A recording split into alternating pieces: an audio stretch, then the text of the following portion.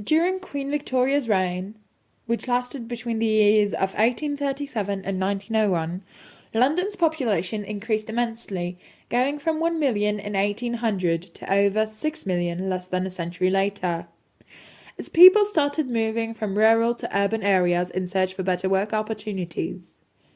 Due to this phenomenon, the city became extremely crowded and inequalities intensified, including both parts of extreme wealth and extreme poverty, and had enough impact on the citizens' lifestyle to be referenced in literature, such as in the book Dracula by Bram Stoker, written and published at the time.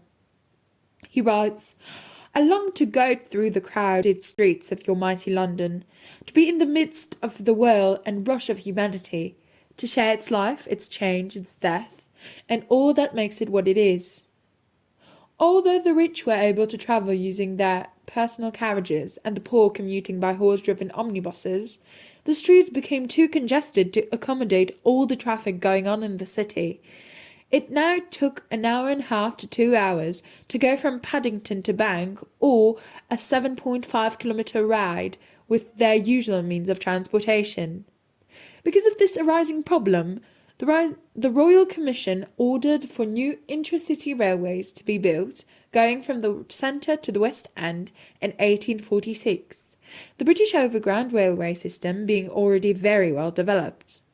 The very first line that opened went from Bishop's Road to Farrington Street, and was constructed using the cut-and-cover method.